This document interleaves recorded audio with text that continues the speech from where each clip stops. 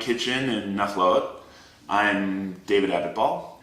I'm here with Eitan Press, and Eitan has blown us away lately with his massive Thank you. push to promote Aleph Male, which is a beard balm, right? So one of the things, we live in Nachlaot, we're on the edge. A lot of people here have beards, and a lot of people close to us also have beards. We're on the periphery of Mea Shearim. We're surrounded by tons of religious people of different persuasions of beards. And a beard is some people feel it's a religious requirement.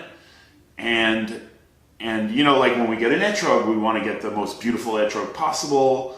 So when you have a beard, why should it be this like unkempt mess, right? Exactly. Actually, that's a really good metaphor because you can buy like a regular etrog, right? For 50 shekels, but there are people who spend upwards for like 10 shekels, right, of 2,000 shekels on an etrog, which is kind of crazy. But it's the difference between like a regular etrog and then you can get like an etrog mehudar, right, which is like more beautiful, right? So in the same way, according to the Jewish tradition, the beard is actually like, according to Jewish mysticism, the bridge between heaven and earth, and it's a channel for blessing into the world.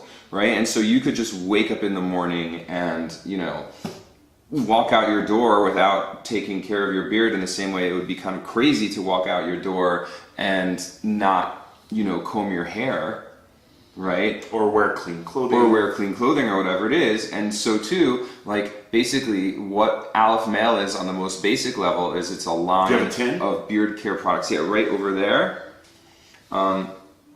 This is what the symbol looks like, and if you notice really close, like you'll see that the menorah is on there, and that an Aleph is on there, and that basically part of what this is about is there's the product itself, which is a beard balm, but then the culture around it is really about Jewish sacred masculinity, right?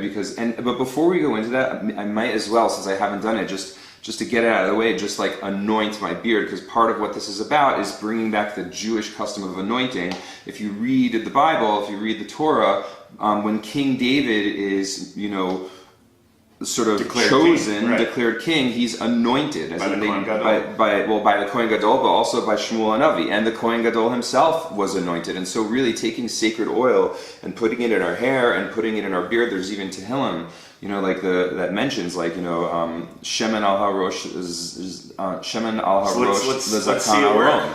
Right, so basically this is from coconut oil, shea butter, beeswax, olive oil, vitamin E oil, and this is the Boker Tov blend, which has lavender, cedar, and bergamot in it. I know you have other blends too, all of which seem to be... Yeah, so they're all made with essential oils, like aromatherapy quality oils, and besides the base, which is the same in all of them, there's different blends. So this is the Boker Tov blend with lavender, cedar, and bergamot. That means good morning. That means good morning in Hebrew. And then we also have the Sukkot blend, and the Sukkot blend has... Very Jewy. Hadass oil, otherwise known as myrtle, because the Sukkot holiday has a lot of scents. And then instead of etrog, which it's just like ridiculously expensive to get etrog, right? So at this point I'm using lemon and lemongrass and a little bit of mint, and that's the Sukkot blend. And then there's the Havdalah blend with cinnamon and cloves. And then there's the cedar blend, right, with like the cedars of Lebanon. Right. And then we have the Yesod blend, which were used in the construction of the temple. And in the burning of the Paraduma. Mm-hmm. And also I think in the Mishkan. And in the Mishkan. Yeah, so and my son is called Erez. There you go. Which is the Hebrew word for cedar. Kal v'chomer. So when he grows his beard, he's 5 months old, but like for sure in like a month or two. One day. He'll have a beard. He'll have a beautiful beard. And you might have a beautiful beard too. Especially I don't do Sfirat HaOmer. I know. So we're going to work on that. But nonetheless, so David, why don't you? This is actually the most floral blend. Why don't you talk about the bouquet? So this is lavender, cedar, and bergamot. It smells good. What I like about this is that Nachlaot has always been associated with patchouli. Mm-hmm. No patchouli. Yeah, that's for sure. No patchouli. No hippies. And that's another cool thing about this is Eitan's like the quintessential, Nachlaot guy, and if he were to be like... I like sometimes think of myself as like a clean hippie. a clean hippie, that You know, or I a never- hippie that works. And I never The actually. hustle that this guy does on this stuff is amazing, and it's great because it's great for every type of Jew who has a beard, and it's good for hipsters. Yeah, So and it's it like actually it unites works. every type of Jewish man. The in this Hasidic country. hipster, and that's part of what it is it's really The hipster. sharing the Jewish culture of the beard. Put it on. Okay, a lot of like the you know, like part of, we both work in marketing, right? So let me put it on and then I'll get into more of the spiel. So basically, I'm just going to scrape up with my thumb, right? I'm going to scrape up, sort of like in yeshiva they do the lamdish, right? So I'm going to scrape up like that. So what is the answer? Right. Teku. Now I have a relatively big beard, so I'm using a good amount, right? And then I'm going to melt it down in my palm. It melts in about 3 seconds. Boom. Now, and I'm actually going to make a blessing on this because you can. So Baruch atah Adonai Eloheinu melech haolam borei v'samim. Awesome. And then I just massage it I will watch the beard transform. into my beard. Right, and basically it moisturizes the hair, it moisturizes the skin underneath, right? It also smells really, really good, and it brings in the frizz from the sides, right? It shapes, softens, and shines. It brings out the colors, right? I'm doing like, I learned this from old Sephardi guys. I gave this to like old Sephardi guys. They'll literally spend like 10 minutes just like drawing it down, because that's part of the idea, is that the beard draws down blessings. So they'll just spend 10 minutes going like this, just like drawing it all the way down, making sure I get it on the bottom, making sure all the hairs are coated. But then basically, once I'm done, the beard just looks more orderly, you know, and more shapely and more brought in. And for those of you who are married or looking for, you know, your bashert, ladies love this. So I've been told. It's actually true. There's definitely a lot of Aleph females out there.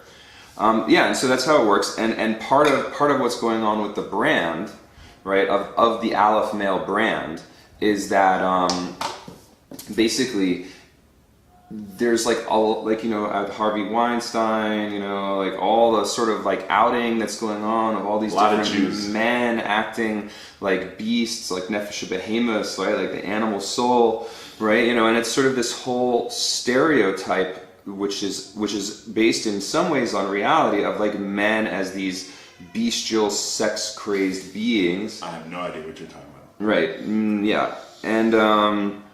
And the thing is it's associated with toxic masculinity, and really Aleph male is about Jewish sacred masculinity. And according to Judaism, right, we have two aspects of our being. We have our animal soul and our godly soul, right? And the whole idea is that we actually That's the Tanya. That's the Tanya. Right? We have to If you're into that Chabad stuff. We have to master that animal soul because we need it in order to live, but we can't let it control us. Right? And if you look at a lot of the narratives of the beard, oil brands and beard balm brands and stuff like that, it's generally speaking about like a guy who uses the beard oil and he's in the shower with the chicks, and he's like, you know, on the hockey ring and drinking beer, and it's basically like, you know, the narrative connected to beard balm and beard oil is basically sex and this sort of like, yo, masculinity, you know, it's like, oh, I'm a man, you know. So this isn't put for stuff in my bros. beard. So this is for bros, but this is for bros who want to grow. Like, this is for bros. Bros who want to grow. Right? Like, this is for bros. You have your next tagline. Right, who want to be gentlemen and who want to embody the nobility in masculinity. That's right. amazing. You know, and that's part So, of and the Jewish story of the beard is a totally different story, because there's actually, and this is the thing, is most people have no clue about Judaism and how cool Judaism, and even within that, most people have no clue that there's actually a Jewish beard culture and beard story, that the beard represents the 13 attributes of mercy, that the beard, you know, like Yom Kippur, most people have heard of like Rosh Hashanah and Yom Kippur, right? But, you know, on Yom Kippur, we say, El Rachum Bechanu Nerach Apayim Rav Chesed Ve'benotzer Chesed Lafim Nosavon Ve'shaven Akeh, right? Like that, all these different attributes, right? So they're all, according to Kabbalah, inside the beard, that the beard is the actual physical manifestation of the 13 attributes of mercy, and that what it means to grow beard, what it means to be a man, is to be a channel for kindness, respect, slow to anger, merciful, Amazing. all these different things. Amazing. All that, and you thought this was just beard balm. Exactly, and so it's so much more. So we're out of time. Can you tell us where we can find out more about this amazing beard balm? Absolutely. Do you have a website? Do you have a Facebook page? I know I see him hustling in the shook, and people are like, dope. www.alephmail.com. ALEPHMALE.com. And also Aleph Mail, like at Aleph Mail, on Twitter, Facebook, Instagram. We haven't gotten on Snapchat yet. There's actually a little sale going on. I don't think like 15-year-old boys and 12-year-old girls have beards, but yeah, I know. I've got to figure out what's going on with Snapchat. But anyway, David, and then there's this whole other thing, this whole other channeling social media to take this and turn it into a brand. Right, a Jewish lifestyle brand, and so starting with the beard balm and then moving, we're about to launch beard oil, which is really, really exciting, and then really there's any number of directions in which it could go, but really ultimately it's about like positive Jewish sacred masculinity and just like increasing the awareness of the Jewish culture. That a lot of times when people are like, when they think of Jewish men, they have like some sort of vague stereotype, and so part of what Aleph Mail is doing is telling the story of the Jewish man. Amen. Yeah. Thank you so much, Eitan. You're welcome, David. Thank you so much for having me, man. It's my pleasure. This has like been truly a pleasure. Yay! And like, so remember, AlephMail.com and at Aleph Mail. David from Jewlicious. Everywhere. Follow him. And peace and Chag Sameach. Hanukkah Sameach. Yeah, that's right. Happy Hanukkah. Judah Maccabee had a beard. That's right. Judah Maccabee did do the whole beard thing. That was a whole thing. And dude, they were. It's Hanukkah's like all if I would have been around on Hanukkah, my head would have been on a pike. Shalom. No, you'd have been like one of the dudes who thought you were a bad guy, but you were actually a good guy. All right, I'm gonna unlive us. Peace, Chag Sameach, Hanukkah Sameach. That was so much good.